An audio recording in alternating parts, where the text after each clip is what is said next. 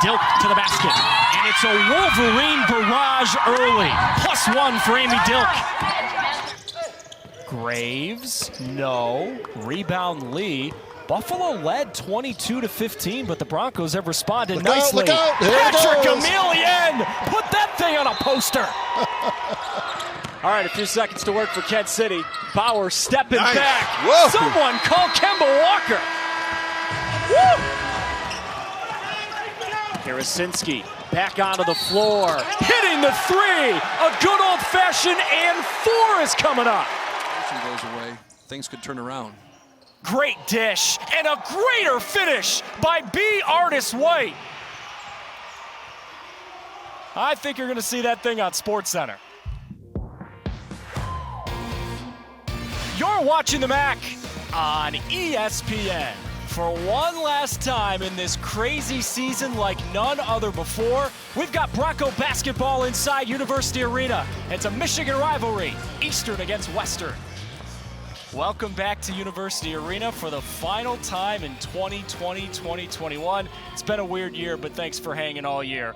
Alongside the coach, Wayne Hinton, and with the rest of our great crew, Evan Stockton with you. Okay, so whatever type of basketball you like today, you're going to get. You like good D between these two teams? Check the box. You like good offense? Check the box. And if you like superstar basketball players, Greg, check the box. Let's start with Grass Lake. They've got a 3-headed monster on the attack. To propel Iron Mountain to a state championship game.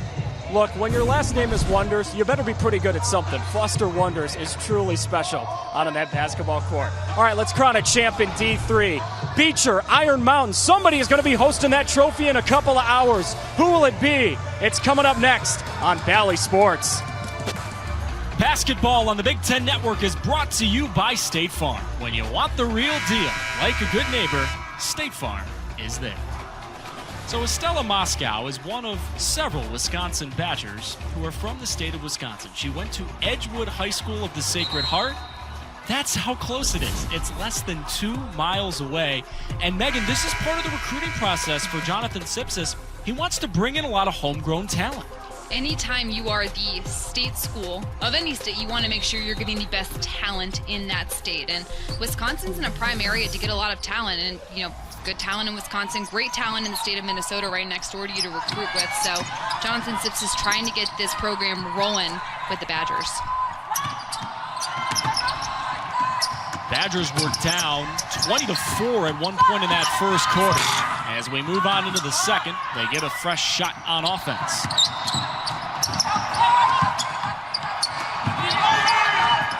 Hilliard down low. Stapleton doubled and trapped.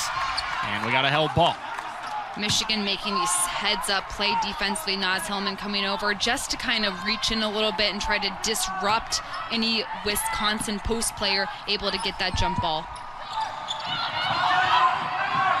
So, Megan, one of the interesting things we saw in that first quarter, Naz Hillman, who is one of the leading scorers in the country at nearly 26 per game, she only scored 4 points. What is Wisconsin doing against her? Well, they're doing a nice job getting the ball away from her, and that's because they're doing a nice job on the perimeter guarding those perimeter players, which is allowing and disrupting a clear angle for guards to pass the ball to Hillman in the post. Johnson on the attack to the rack, got blocked. Hilliard passed up the 3, dribbled in for a 2 that she missed. But the flip side of that argument, the bad news if you're Wisconsin, yes, you're stopping Hillman, but others on Michigan are having great nights. Anytime you play a team like a Michigan who has multiple scoring weapons, you can't allow role players to step up and have career nights. Maddie Nolan only averages 4 points a game. She put up 11 points in that first quarter. It's hard to beat teams when you allow role players to kill you offensively. What a first quarter it was for Maddie Nolan. Great shooting in that quarter, 4 of 6 from the field. She was really the only Wolverine who had a good shooting quarter. When you add up the rest of Michigan, they were 4 of 16 shooting in that first time. This is one of the deepest 3. As you see, another one from Maddie Nolan. Are you kidding me? Must be the water in Madison, Wisconsin that Maddie Nolan drank this morning, because she is unbelievable from beyond the arc. 4 for 6 from three-point line. That gives a sophomore a lot of confidence. Again, her season high before tonight was 7. She's doubled that, and we're 2 minutes into the second quarter. And another travel down low. Stapleton turns it over. Maddie Nolan, my goodness, have yourself a night. And credit Nolan for making the shots. However, Wisconsin isn't even guarding her. She is wide open. I mean, we mentioned it earlier. It's a layup for her. You cannot give a shooter that much space, especially one that's proven herself in that particular game. Well, Maddie was somebody who got better for Michigan down the home stretch last year. She scored 10 points per game in the last 5. Quick trigger for her. Missed that one. Down low, Naz Hillman battling for the rebound, and she was getting tugged from behind. A player like Naz Hillman is so physical in the paint, has no problem bodying you up, such a strong player as well, and that's how she's able to create those types of offensive rebounds, because she's willing to be physical and use that length to go up and get the board. Michigan has utilized their prowess down low, grabbing boards tonight. 17 to the Badgers, 12. And Ray Johnson kicking it out. Another 3 coming for the Wolverines. This one long. They got another rebound. Rinse, repeat. Johnson, no. And the Badgers will get it back. It's interesting, Megan, that Wisconsin is struggling today from the rebounding department, because when we talked to their coaching staff before the game, they said, look, that's something I think we can fix, these rebounding struggles. That's more about effort than anything we can do schematically. Sure, but you also have to keep in mind you're going against one of the best rebounding teams in the Big Ten, and then you have Naz Hillman, who's leading the Big Ten in rebounding, so easier said than done against a team like Michigan. Absolutely. Stapleton, turnaround Jay that falls. So it's back to a 13-point game. Michelle Sidor, that was smooth along the baseline. Michigan getting those transition buckets. Wisconsin has to get back in transition defense, especially off a made basket. You can't celebrate your win, the ball goes in the basket. Have to get back and prevent another score. Michelle at Saddle River Day High in New Jersey was second in New Jersey high school history in points scored. Stapleton, 2 for 2 on the last 2 trips. And a strong finish from Stapleton, who faded back a little bit on that shot, so strong enough to follow through and get that to go in. I'll go in basket for basket at the Kohl Center. Michelle Sidor make it 2 for 2 for her on the last 2 trips down the floor. It's a good time to be a Buffalo basketball fan. This is the best stretch in program history. They have made 4 trips to the tournament since 2015. And Joe, a big reason why is Buffalo has made a point as a program to play with a workmanlike, blue-collar attitude. When you and I talked to head coach Jim Weitzel yesterday over Zoom, we asked, how do you describe your program? He said blue collar. It's kind of like the town we're in. It's not flashy. It's not sexy. We get talent. We work hard. And we try to embody the community we are in. And when you look at the numbers and the results over the last few years, I think they should stick with that recipe. That's right. Why not? Why not do it that way? It looks like they've made a connection with their fans. They're winning basketball games. They go in the NCAA tournament. And they're producing high-level coaching. So they're on a roll right now. One more coming for Danny Culp, and he makes them both at the line. And to your point about Buffalo's fans, Coach Weitzel, when we were talking to him yesterday, of course we brought up the Bills and all the success Buffalo is having this year in the NFL. He said, look, when the Bills aren't playing, they watch us in Buffalo. There's no professional basketball team. There's the Sabres, sure, but in the winter, if you're not a hockey fan, you're watching us. They're the only game in town in the wintertime. Don't tell that to Sabres fans.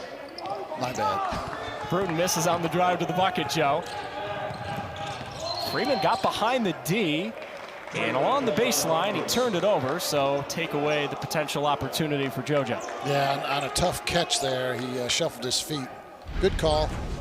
Here it comes up here on the replay. Yeah, see, before he dropped the ball down. So Buffalo catches the break. We stay tied. This game was really sluggish to start, but it started to pick up. Graves, his tough start continues. He was preseason first team in the conference, but he still hasn't scored. He's 0-4 shooting. I think he'll break through here. I think he was, on that last drive, he was pressing a little bit. How do you get a score like that not to press? get them open shots, either through screening or good passing. 8 to shoot. White trying to create.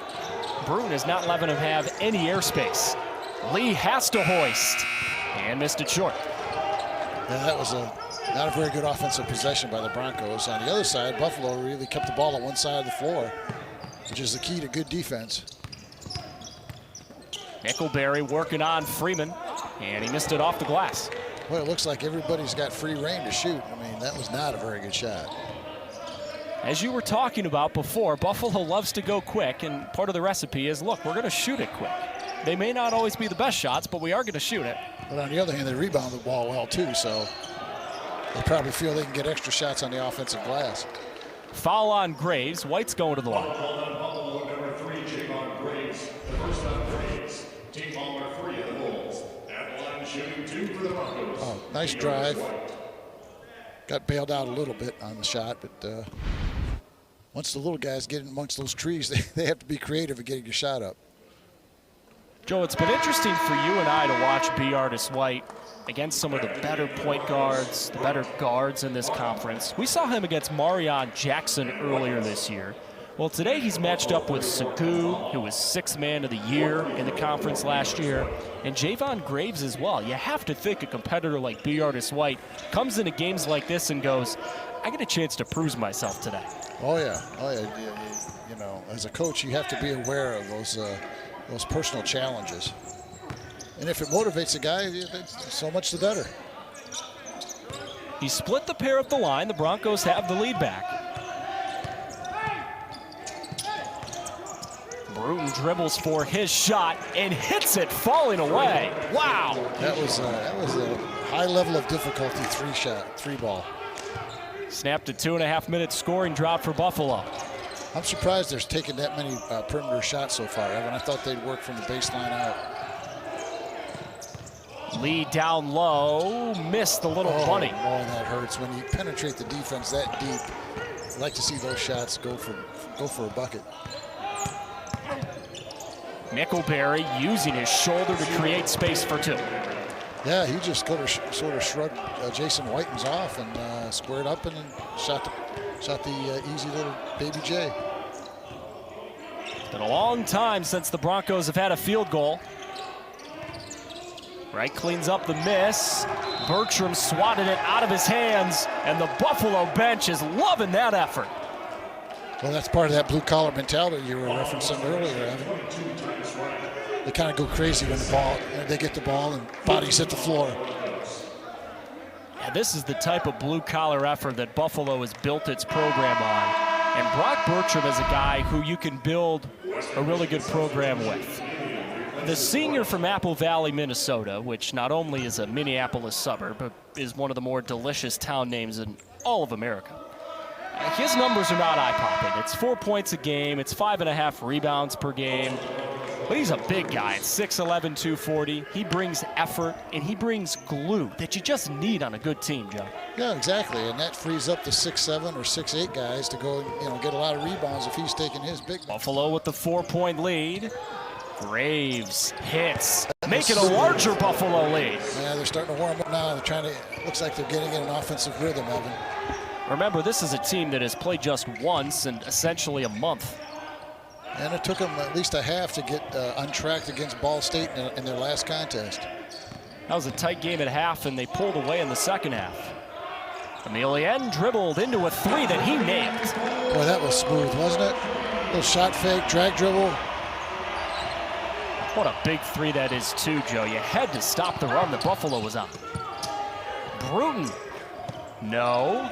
Bertram had the rebound. Lee found it in between his legs, and the Broncos have it. Mbala tips it out of bounds. Cruz will keep it with the Broncos after the break. Buffalo starting to warm up. The Bulls are one of the best scoring offenses in the country, and Javon Graves is one of their best scorers.